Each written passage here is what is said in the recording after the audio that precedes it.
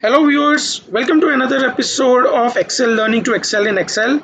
Today's topic is multivariate distinct count in 1 minute. Yes, you heard that right, it's actually a minute. Sounds interesting?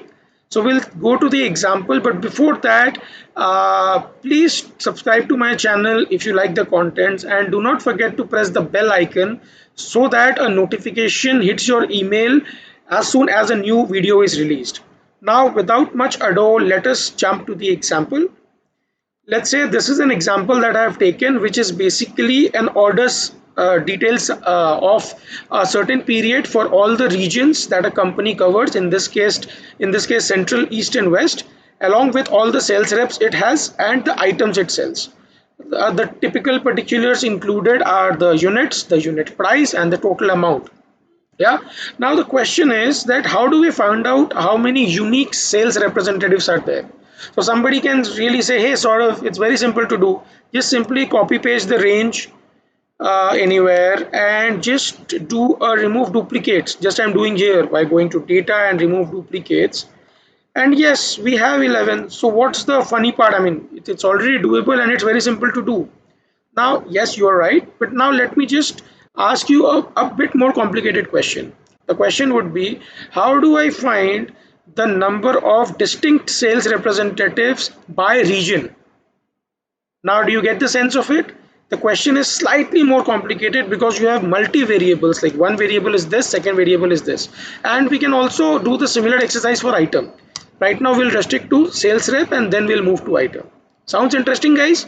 So let us see how it is going to be done. Simply select the table and go to insert menu. After going to insert menu, click on pivot table. In pivot table, do not press OK directly. We'll do something more interesting here. Here we are going to do a data model, or rather use a data model. So please click on this text box and click on OK. Now, as soon as you do that, we enter into a typical pivot table, but the difference is it is in the form of a data model. What is the difference? The difference is in terms of the additional option that we'll get. So let's see how it is done. Let me just put the region here and I'm putting the sales rep here. Typically, it will pick up the count function. Now let me just select it, put the value field settings, and here's the interesting part. Scroll to the fag end and you'll find distinct count, and my job is done. Just click on OK.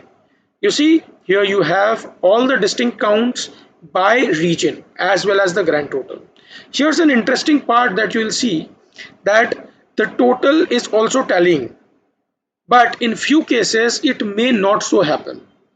It will be in those cases where there is an overlap. Let us take the example of item.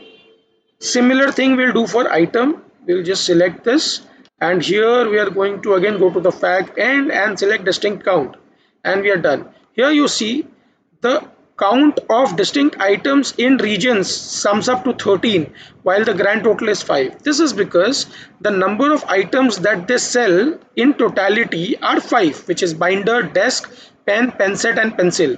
However, when it comes to a region level, it is possible that most of them or all of them are being sold. Hence, this total will not tally with this. But hey, here we have under a minute, as I promised, we have the distinct count of sales rep as well as the distinct count of item. Hope you like the video. Keep safe, keep smiling. Bye bye. Thank you.